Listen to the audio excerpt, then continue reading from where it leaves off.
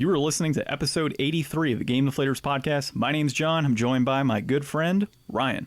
Hey, everybody, here at the Game Deflators Podcast, we like to talk about games we've recently picked up, games we're currently playing, and we pick up so much stuff in this week's Inflation Deflation Challenge.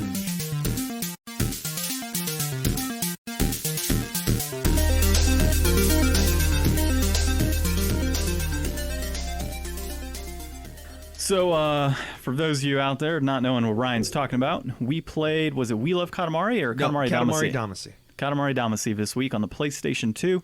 Ton of fun. Dude, I haven't played that game since high school. I haven't ever played that game, I don't think. I may have played one of them at one point in time, and I do own one of them, but I've not played that one for sure. Yeah, so that one is definitely one of my favorites. I used to play it for hours upon hours on end with my brother, and we had a blast. It was just a fun game overall.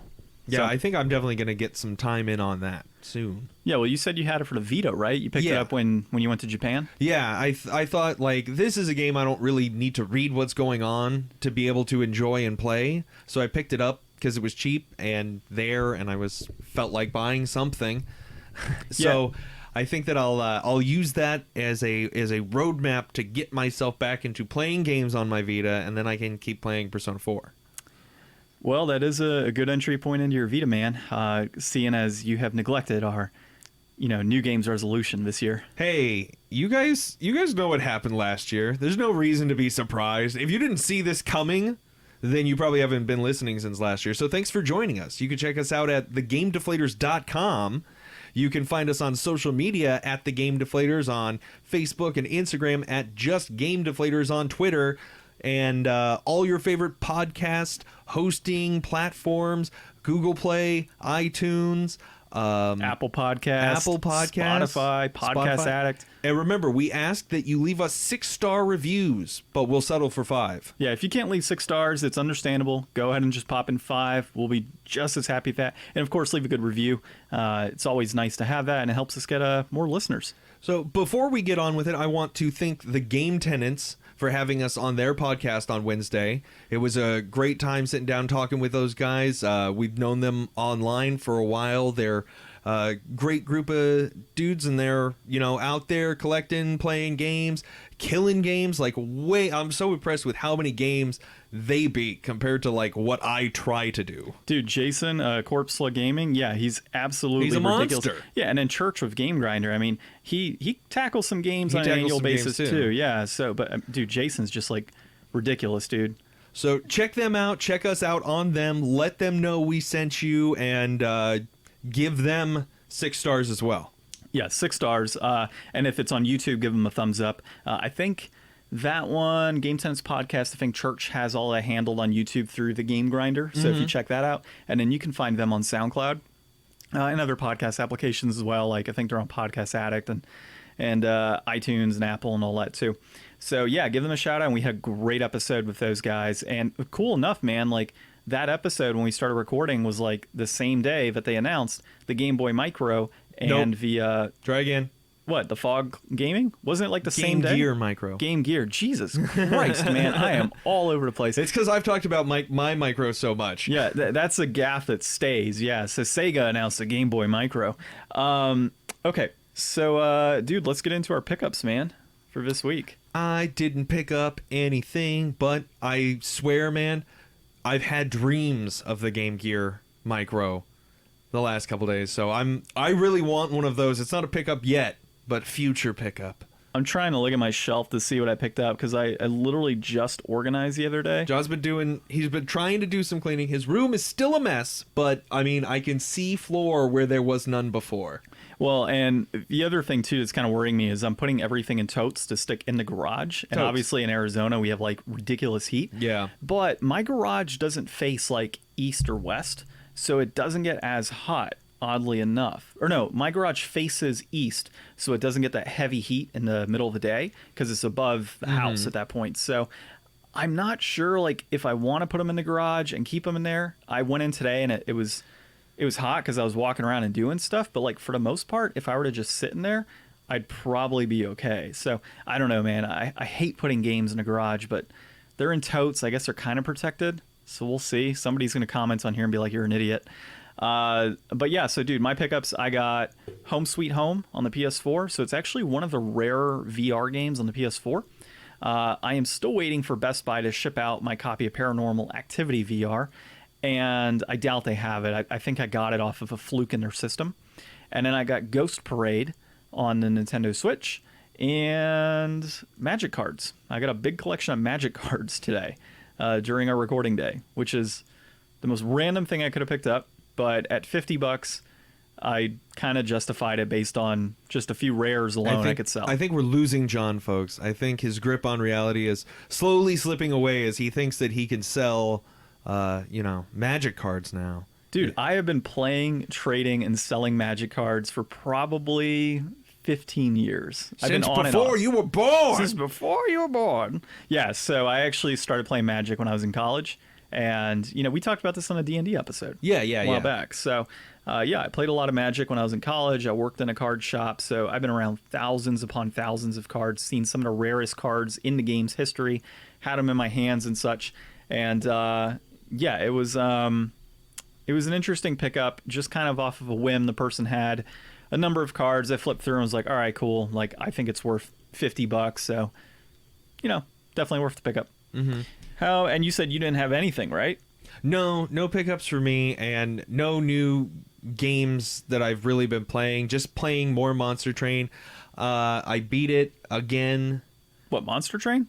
Yeah. So it's a roguelike. So it's like once you get through, I'm trying to do. There's like I said before, there's 5 different demon races, and you pick 2, a main one and a support one. So after you beat one with one combination of that, you get, a check mark with like you did that. You did it at this difficulty level.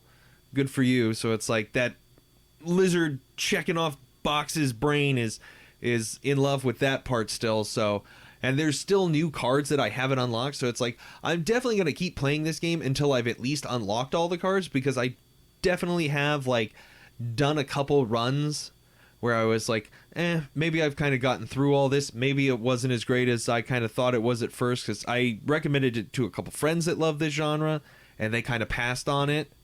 And since then, I have kind of gotten re-stoked because I did some new combinations of things that I didn't really think that was an option. So that's really cool when you get these new cards, and it's like, okay, now I can do a potential run where this kind of stuff happens, and I didn't really realize that was an option here. So it opens up new avenues. Now, I have to ask, how is the turnip sales going in Animal Crossing? I still haven't tuned into Animal Crossing. I know. June's already slipping away through my fingers. I need to go out there and get those blue shells while they last. Dude, I can't believe the year is like almost halfway done. Yeah, I know. Like, it was just February, and then chaos ensued, and now like we time traveled and it ate 4 months of our lives. You know what? I would say chaos ensued in terms of a luxurious video game collection entered my house, and I am still going through that garbage, dude.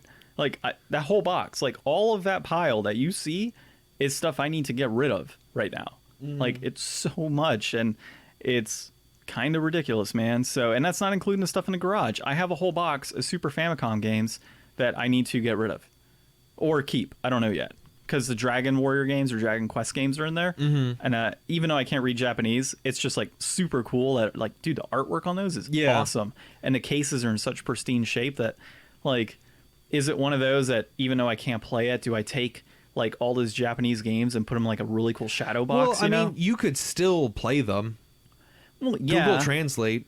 Well, dude, you know how long that would take? Well, but the other thing too, like that's still an emerging technology. Like, if you kept those games, like, you really think that you're not going to be able to throw on some glasses and play those games 10 years from now? 10 years from now, you'll definitely be able to throw on a pair of glasses and play a game in any language. Yeah, but I think they've all been like re-released over the years.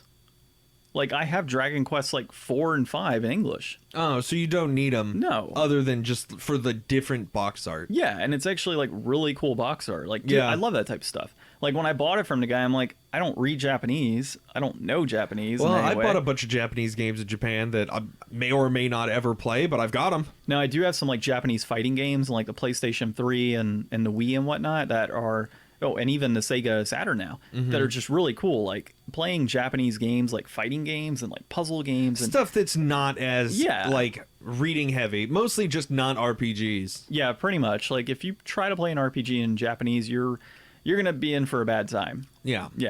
Unless you're Japanese, of course, or understand it, or unless you just like the grind. If you just appreciate the grind and you know which skills are going to be which skills, like they're not going to change position in the boxes, like you could still rock through combat pretty easy. Yeah, but I guess it's the more of like, hey, you got to get to X location and find you have no X idea why. Yeah, and you're like, what the hell is this? Like, and you don't know. You just see the symbols. Okay, so are you done with what you're currently playing? You got any more? Yeah, I mean that's it. Like like I said, I'll check out Katamari for next week again. Yeah, for sure. So, my currently playing, of course, still Ark the Lad, still Neverwinter Nights, but not for long. Not for long. Yeah, exactly. So, Neverwinter Nights, we're in chapter 4. We killed off a couple, I think it's Balors or Balors, I forget the name. Balors. Killed a couple of those, killed a wizard, and overall, we finally killed Lady Erebeth. And so now that Lady Erebeth is gone, we can probably progress further into the game. So yeah, I'm pretty stoked about that. And after we beat this, we're looking at Lumo on the PS4. It's a puzzle-based game, but it kind of has like the same look and feel as like Super Mario, not Galaxy, but it has like a 3D Mario vibe going for it. Like the more recent one, Super Mario on the Odyssey. Yeah, it has kind of an Odyssey vibe for a few of the levels, and it also feels kind of like Yooka-Laylee. The first one, not the second one. So we're going to start playing Lumo pretty soon. It's 5.5, 4-hour game. That's our next big one. And then we're going to jump into Yooka-Laylee 2 and play that. And that'll be 2 more games. That should be right up your alley, because I've heard people say that's like a new modern day Donkey Kong Country. Yeah, Yooka-Laylee 2 really does look a lot like Donkey Kong from what I've seen. The Tropical Freeze. That's your jam. Oh yeah, dude, I love Donkey Kong. Now, we were looking at, it was Freedom Planet, which was a limited run game, also on, I think, Steam. And that one had, like, Sonic vibes going on. So, basically, we pulled, like, 10 games off the shelf. And I threw them in front of my wife and was like, all right, which ones do you have any interest in? And we started looking at different trailers and whatnot to see if we'd be interested in playing those. And right off the bat, she saw Freedom Planet and was like, that looks like Sonic. I don't want to play Sonic. so sorry, Sega and Saturn Shiro. We're very sorry. So yeah, that's kind of what we're doing after Neverwinter Nights. And then Ark the Lad 3, I have obviously been very invested in that game. I've pumped close to 50 hours into that thing now. I'm on like mission 73. It's not that it's getting slow and I just want it to be done. It's just that the missions are getting longer and I've been playing it at night. So I'm like halfway asleep and trying to play a mission and falling asleep in the middle of a battle, and it's just taking longer than I would have expected. So I'm hoping next week to have that one complete so I can move on to my next game. It'll likely not be a PS4 game, seeing as the next 2 games for me are PS4, but maybe it'll be a PS3 game, so I'm not sure. We'll see. Well, that's all for me this week, dude. And that was quite a lot. But that's not all for gaming, so let's jump into our news. This week, we're going to go ahead and... last week, we obviously talked about Sega having this crazy big announcement. We were speculating, is it, an Xbox, Dreamcast 2? Is it, a new... Nobody was ready for this announcement. No online rumor mill could possibly produce the results that actually occurred. Yeah, no rumor mill at all. I mean, there were probably some that thought it might be like a streaming type service, but nobody was ready for Game Gear Micro, and really just a bad launch on that one already ahead of them, and Fog Gaming, which is really, now that I've had a week to digest this and think about it, is actually pretty innovative. So I want to open up with the Game Gear Micro, because I'm going to stand here today before having any hands-on with this device at all and say that I think that it is a tremendously awesome, cool thing, and I really want at least one, and I really hope that they come to America, because like this would be something that I would almost want to do for my first like import thing. But it's a tiny little Game Gear, like little tiny, like think about the size of a Tamagotchi if you're old enough to remember Tamagotchis. If you're not, think about like a Zippo maybe with a screen on it that can also run on an internal battery or 2 AAA batteries. Leave it to Sega to still come out with a battery-powered console. You know, but my wife was actually talking about that today. We were doing some dusting around the entertainment center, and the first thing she looks at is all the cables. It goes, why do we have so many cables? Like, can a video game maker just make a like wireless game console where you don't like it's charged and that's it? Like, you don't have any wires. I'm like, that's some futuristic type stuff right there.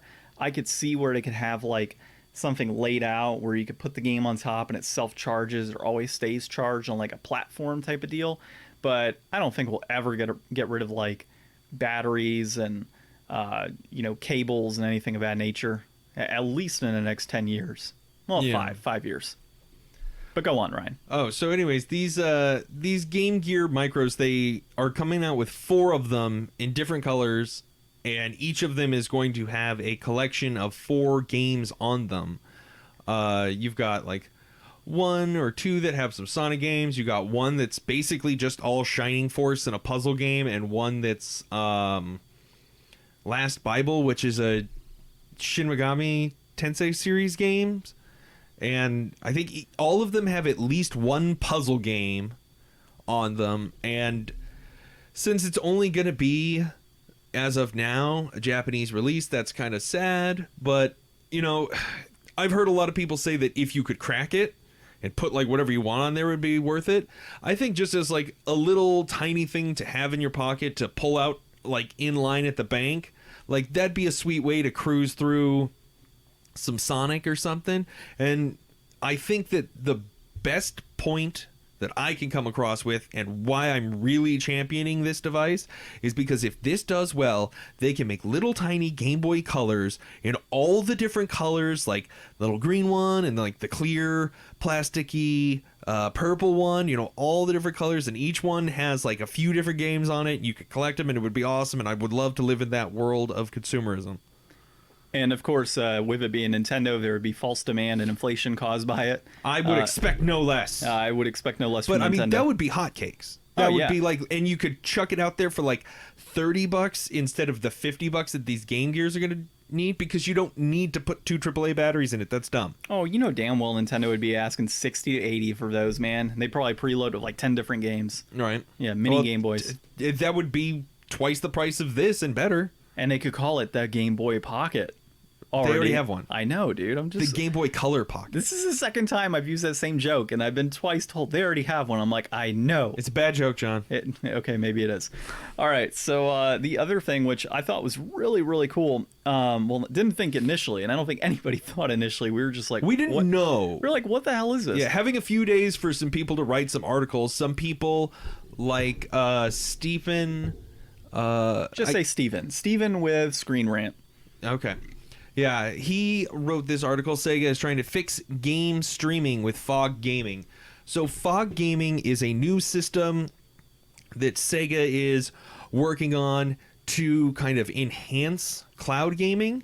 And they would do this by using their Sega arcade consoles, in the arcades. Well, arcade cabinets. Cabinet console. It's... No, it isn't. You're going to get some arcadey people going on us, and okay, yeah, they're going to be like, "Don't cabinets. listen to Game Deflators." They call cabs consoles. Okay, these cabs, they'll use them to run your streaming games closer to you from wherever the origin source would be. So instead of streaming from wherever game streams, wherever they keep the clouds, like in Xbox's big cloud warehouse that you walk in and it's just all billowy white and full of games and wonder, like wherever that is, you probably are going to live closer to a Sega arcade cabinet. So hopefully your signal can be faster and you can cut down on that relay time. It would be a way to generate money for the people who own the cabinets and own the arcades. Like, they've taken a big hit because of all the COVID nonsense. So this would be another revenue stream.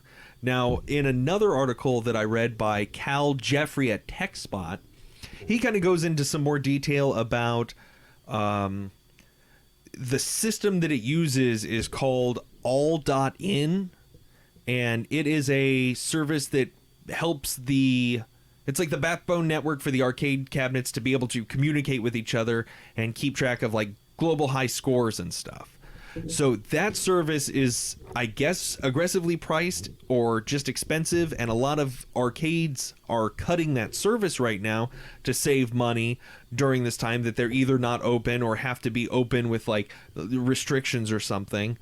So if Sega is going to do this and they're going to need that network in place, there might be room in there for Sega to acquire them or merge with them or make some kind of deal with them. And there's still some other holes that are, well, these are going to be Sega arcade cabinets. A lot of those games, or some of those games, don't have input devices that you can readily like use at home. So are you going to be streaming those games that are on those cabinets, or are you going to be streaming a service? Like, would Sega come out with its own service? Would it just use this technology and sell that as a way to like get Stadia to give them money to host them closer to your home?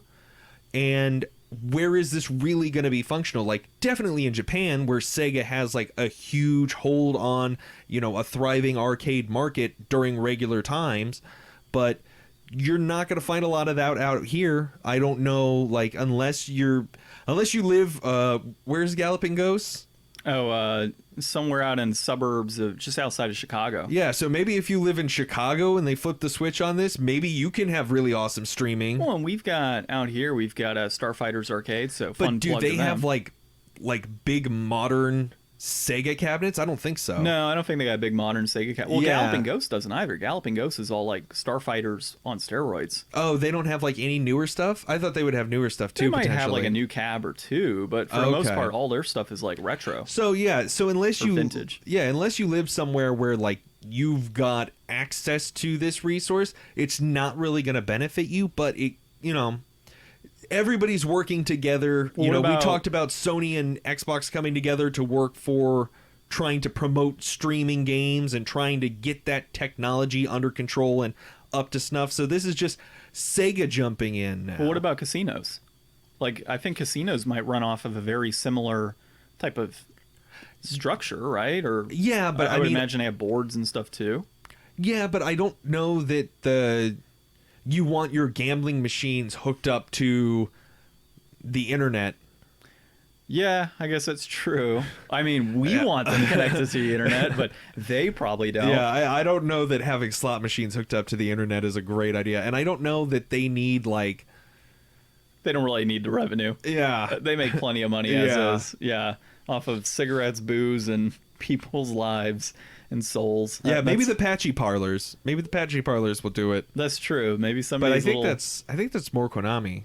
I know that Konami has a lot of patchy games. I don't know how much Sega's into gambling machines. I don't know. That's, you know what, we could probably ask the Sega Shiro podcast, Right? Sega Saturn Well, Shiro. he's got one of those awesome cabs. I wonder if that one's new enough to have this type of support. No, I think his is older. Is his older? I want to say his is an older cab. Oh, okay. Yeah, I think he had it shipped in, or he drove out and got it. I don't remember exactly. We'd have to go back to that episode, which was, I think, episode 80. So catch that episode if you want. But dude, this is actually pretty cool. So the more and more I thought about it, the more awesome it is. So you're basically daisy chaining arcades, killing latency issues, opening up potential revenue for Sega. This is really setting them up for what could really be like a next generation console war, and they're ahead of a game. I mean, Xbox has Project X Cloud, and you know, Sony's got, you know, PlayStation Now for their streaming, and Steam obviously probably has something out there. Stadia. Yeah, Stadia's got their stuff going on. So you've, I guess, is Atari VCS in that game? No, they're not. They have a whatever the hell they built. So you've got all these. Yeah, I didn't read that. I saw the picture of it, and I was like, I'm not interested in No. whatever Atari's got. That's like the new Intellivision that came out. I'm like, what the hell is this? It looks like trash. So yeah, you've got all these companies kind of jumping into the cloud gaming space, but nobody's really got, you know, we're talking infrastructure, right? So when you look at the infrastructure setting for like, Microsoft or Sony. Sony's using like the Azure platform and everything through Microsoft's that are, obviously showing money over Microsoft's way. And Microsoft obviously has infrastructure in place of whatever servers and whatnot that they handle. So Sega's really kind of saying, look, we've got this infrastructure throughout an entire country and it's already ours. We own it. Yeah. We can totally sell this service. We could totally give it to people to make revenue on their side. Makes me wonder if on the consumer side, if I were in Japan and bought a cab, would I be able to make some money on the side through my you'd cab? have to be a part of that allin.net or all.in or whatever it's called. And like I said, I mean... Well, if it gets acquired kind of on the basis of your, prediction here, if they acquire all-in or all.in... can the general consumer... All.net. So can the general consumer at that point potentially, make some money at home? It doesn't have to be a lot, but enough money to, kind of warrant keeping a cab in the house. So who knows? But overall, I think it's really cool. I think it's an awesome move by Sega. We all kind of saw this as like, what the hell is... what Sega is this Fog. giant 60th anniversary going to be? But the more you look at it, the more like game changing it is for the overall industry. Well, and just super like unexpected. Like, who thought Sega would like skip going into console wars and go straight into like online streaming wars? And it doesn't even have to be like their own stuff. Like, this is them saying we want to be the backbone of this infrastructure and making this happen. So they're straight up just being like, we don't even need to bother about, with developing anything, or we're just going to keep making our money for our arcades.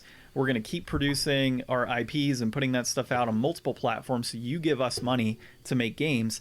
And on top of that, we're going to make more money through this just Fog another service. diversification. They're diversifying, what they're doing. And I mean, kudos to them. Plus that Game Gear Micro, as dumb as I think it is, I think it's they're adorable. Okay, it's adorable, and the magnifying glass is actually pretty hilarious.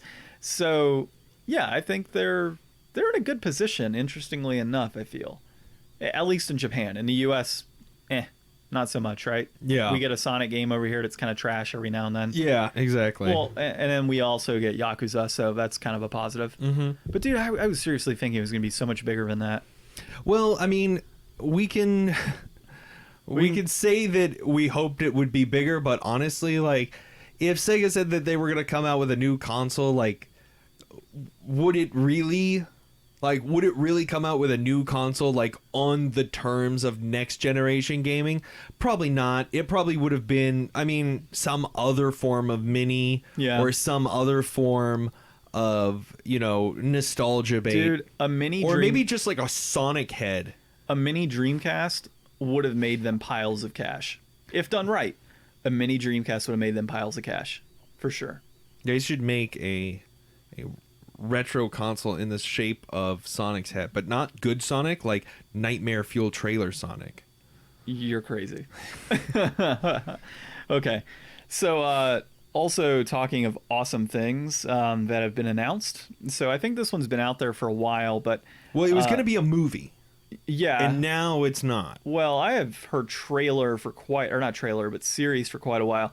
So The Last of Us is going to be an HBO series. And the first episode is being directed by the guy that did the Chernobyl short series. Oh, that was so good. Did you guys watch that? No, we haven't yet, but I heard it was good. Oh, it's phenomenal. I mean, it's really interesting, and the acting's really good. I mean, if you want to know about, like, the real, like, truth behind it, I mean, it's definitely, a dramatization, and they definitely, like, take people who were real people and meld those people into a new character for the sake of plot and time and stuff. Mm-hmm. But it was really good. It was really compelling to watch all the way through. So I'm not super crazy with The Last of Us. I played through some of it, and I just wasn't really that into it. Like, I definitely stopped before the story, like, really picked up.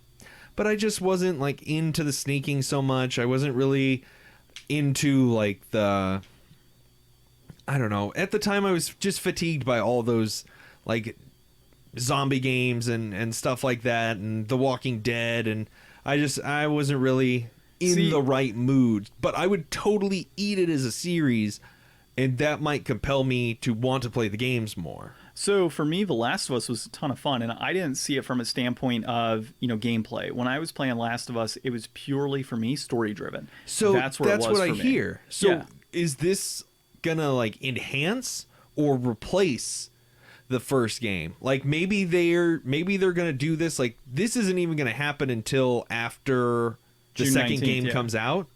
So Well, that's when they're directing it, I think. They start filming, I want to say, after the second game is what it said. well, they'll start filming whenever all this nonsense clears up and they're allowed to film. Well, I think California said they could start filming soon. oh really? Yeah, so they're going to be opening that up pretty soon here.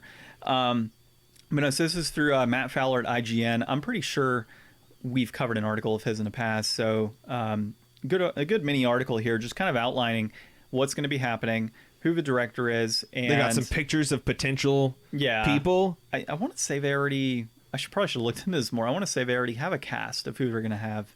I don't remember offhand. You can look that up, I guess. But one of the interesting things is that they've noticed that Ellie is still going to be a lesbian in the show.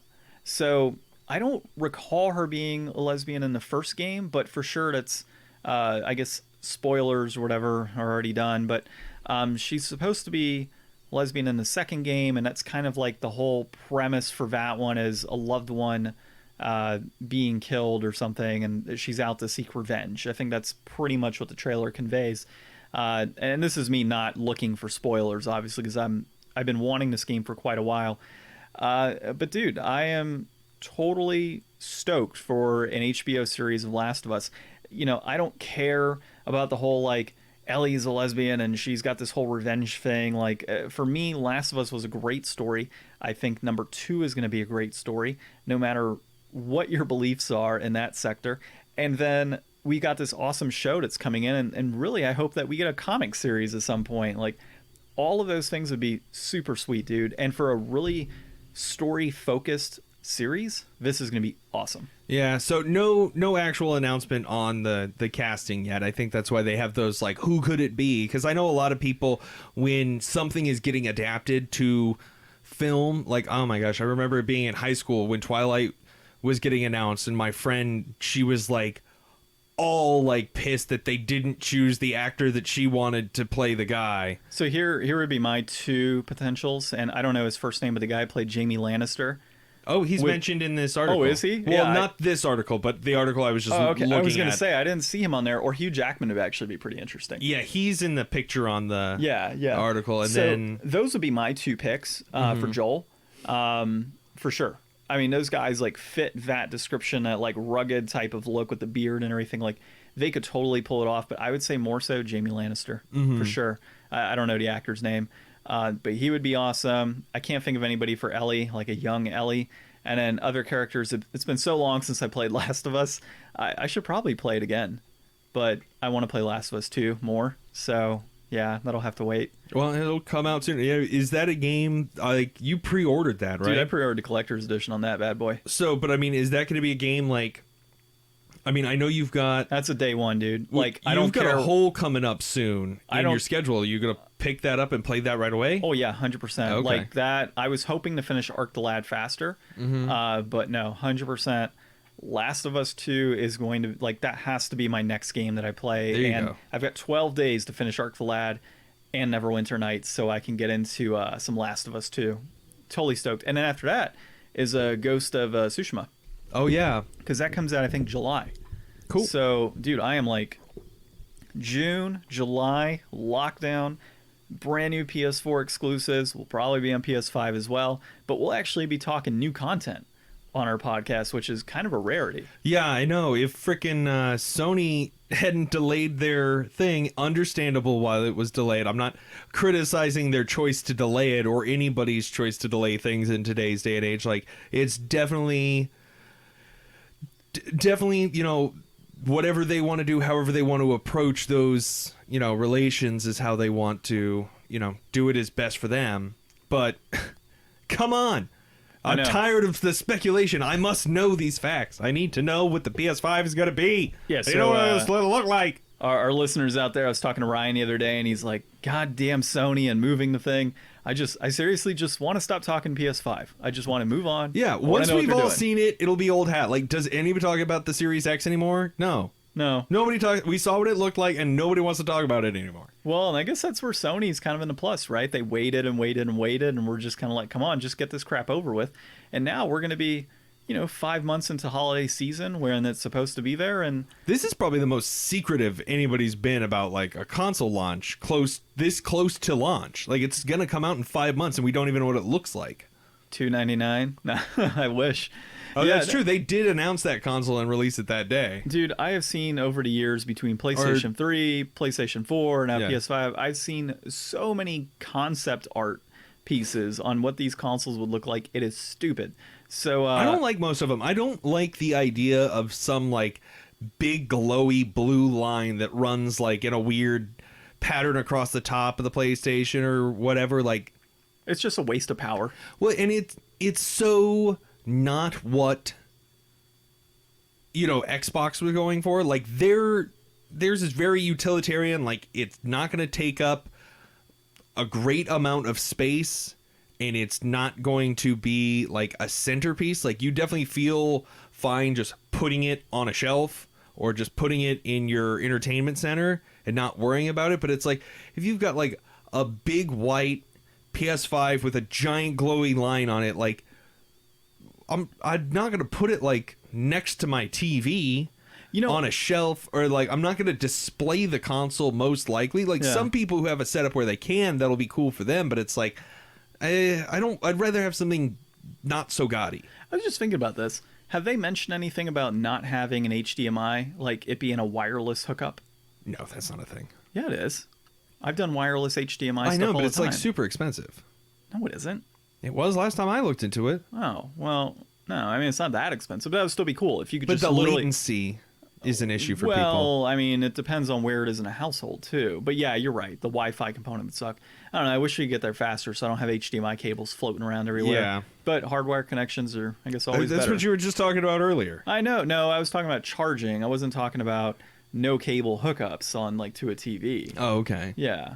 Kind of different, I guess.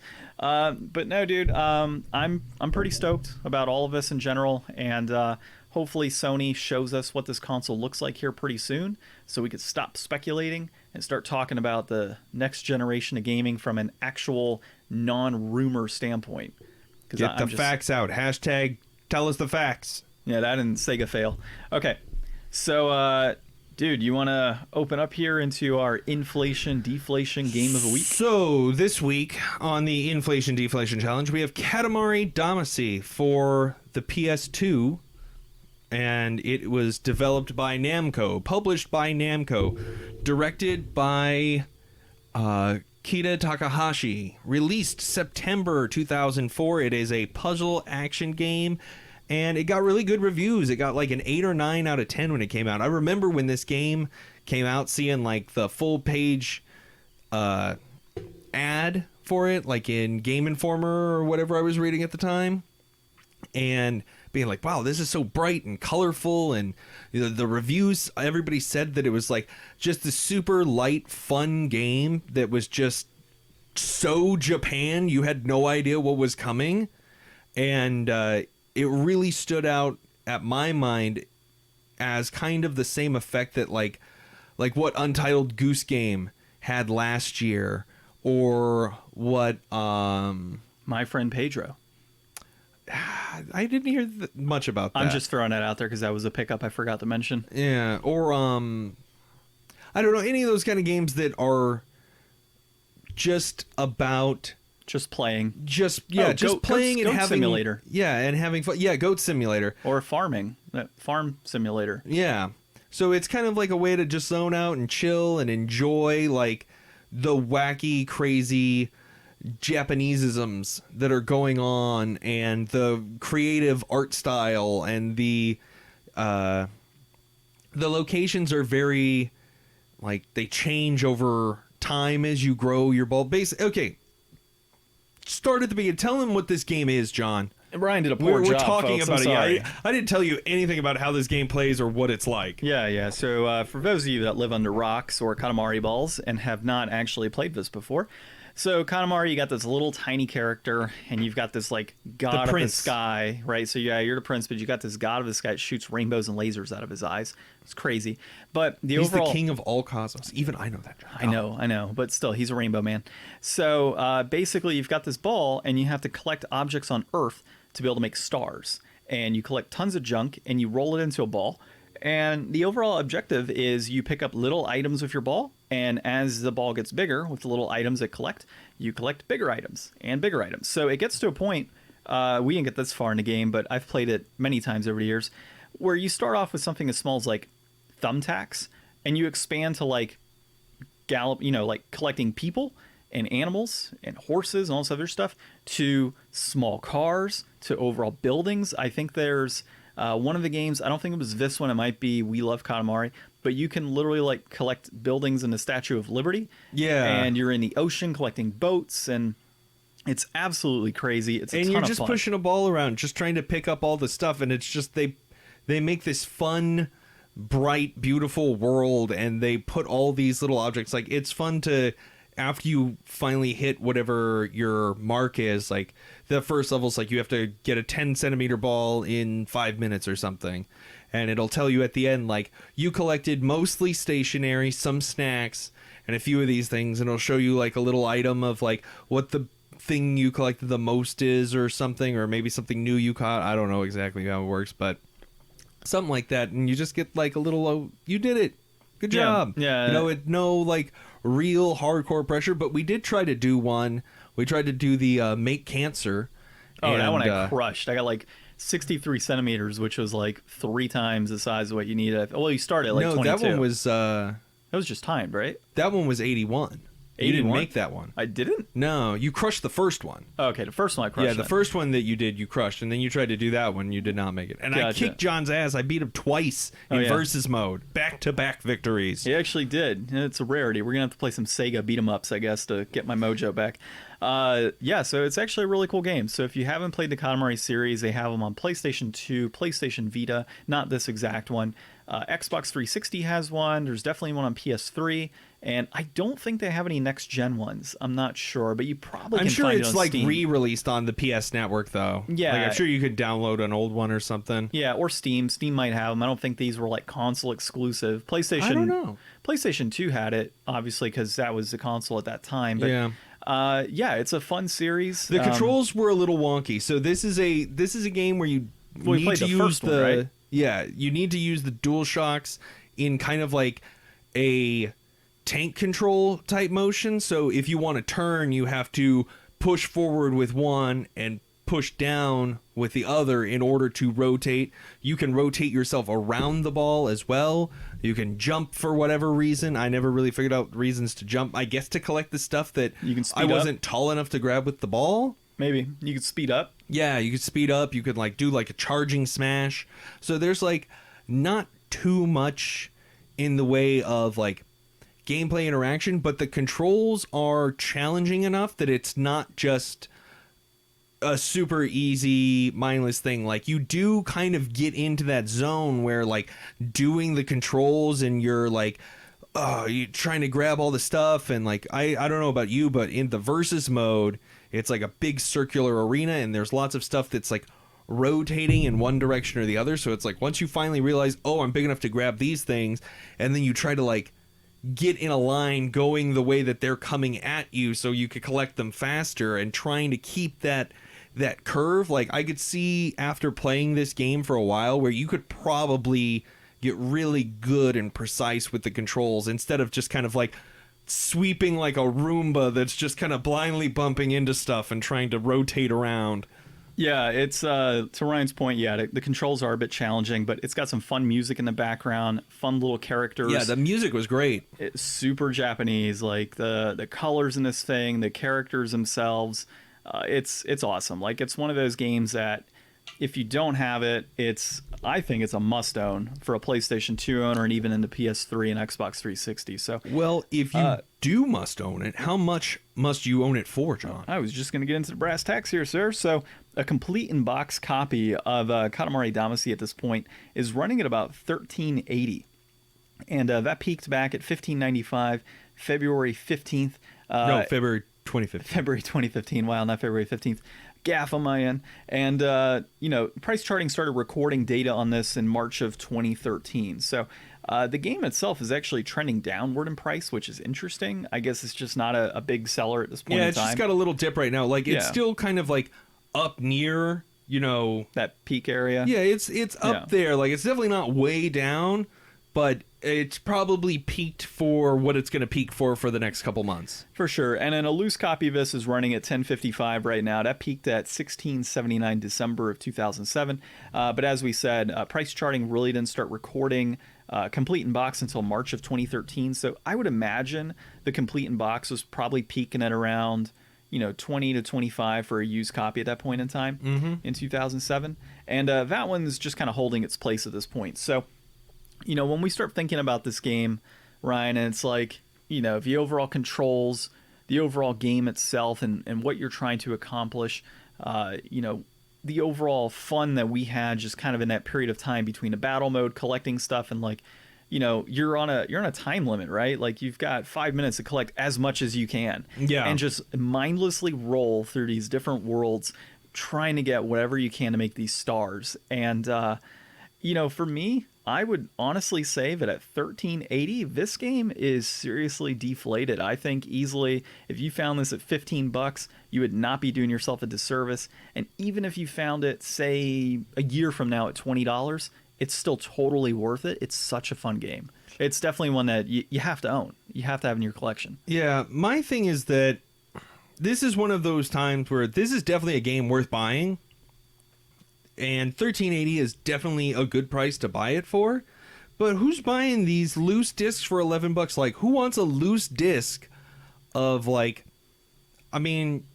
it's not like, I wouldn't say it's a must own. Like, I think it's a fun game, and you could probably own any one of them in the series and probably get an almost equivalent experience. But, who's spending $11 on a loose disc game like this? Like, when it's only $2 more for an inbox copy. Like, I would say stay away from loose games unless it's crazy rare game that you absolutely have to play. Yeah, if you're talking something like a Rule of Rose, which is $400 right now, or $350. Yeah. And the difference is $150 between a loose disc and a standard copy. Not saying it's worth that much money, because it's definitely not, in my opinion. But when you're talking a $2 difference, it's worth it for the case. Yeah, for sure. Worth it for the case and manual. And if it's not manual and it's just case, it's still worth it to have a case. I just don't understand the whole disc only movement. But there are some people out there that they just do discs. They don't care about cases, and they throw them into a sleeve, and that's it. Yeah, and I guess if you're just collecting to play the games and not necessarily display the games, more power to you. I guess you could get one of those big CD binders. And I did at one point. Yeah. When I first started collecting, that's what pisses me off. I took so many of my PlayStation 1 games and put them into that type of a situation where it just scratched every time they came out. And that's one thing that loose disc collectors don't think about, is when you have one of those types of situations where it's just kind of, let me pop it into my game case and take it out every now and then, you're rubbing that disc every time and making small lines on there. Versus with the overall case, it's pop it out gently, pop it in the system, and put it back in. I have so many games. All the pressure's on the center, not where the data is. Well, I wouldn't even say that much, man. I would just say that you don't risk scratching that surface. Yeah. As much as you would by, putting inside one of those cases.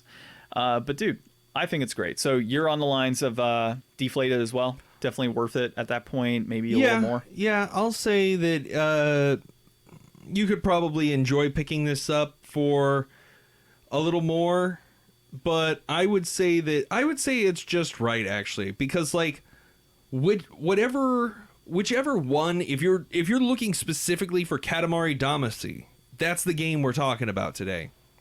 If you're specifically looking for that game, it's definitely worth this price. But if you're just looking to play a Katamari game, I think that it would be worth it to just get whichever one is the most affordable or most available, because you're going to get a similar experience probably whichever one you play. Don't quote me on that. I haven't played all of them. I don't know. But I'm saying go with whatever the cheapest one you can find, or go with this one for $13.80 if it's the one you got to have to finish off your collection. For sure. So, yeah, I guess you're at just right. I'm at deflated. So, realistically, the game's deflated. There we go. There we go. Because it's slightly deflated from you're just right. Yep. Okay, so I think next week, dude, we play this. Beatdown Fists of Vengeance. Yeah, so I'm holding Beatdown Fist of Vengeance for the Xbox.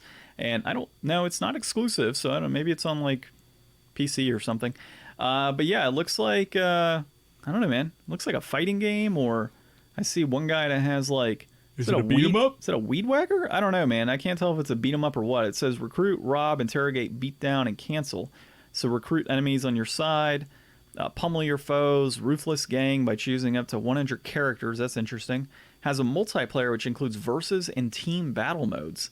So, yeah, I don't know, man. We'll figure out what the hell this is. Awesome. Yeah, so I think this one's actually a mildly pricey game. It's not super high, maybe in the 20s for a complete in-box copy. So, yeah, we'll see what this is worth and kind of go from there. All right, we'll give the beatdown to beatdown next week. Here, on the Game Deflators Podcast. And, of course, you can find us on all of those wonderful podcast applications, iTunes, Spotify, Apple Podcast, Google Play, Podcast Addict, anywhere podcasts are found. Give us a 6-star review, but we'll settle for 5. And, of course, find us on social media, at Game Deflators on Twitter and at The Game Deflators on Instagram and Facebook. So, Yeah. Ryan, anything else to close out this episode? Yeah, once again, if you came here because you heard us on the Game Tenants podcast and you were like, wow, those guys sound cool, I want to hear them talk more, thank you. And if you are here and just hearing us talk about the Game Tenants podcast and you skipped ahead or didn't hear us talk about it earlier, we were just on the Game Tenants podcast. Go check them out. They're awesome dudes. Yep. So that was a great episode with them, and we'll have them on our show here. I think we're aiming for like July or August. I can't remember. So we'll get them on the sketch. Yeah, we'll get them on there, and it should be pretty cool. We got a couple other podcasts that want to have us on, and vice versa. So teamwork makes the dream work. For sure. So we'll see how that goes here pretty soon. Should be some pretty cool episodes coming down the pipe. All right, well, that being said, you've been listening to episode 83 of the Game Deflators Podcast. My name's John. I'm Ryan. And thank you for listening.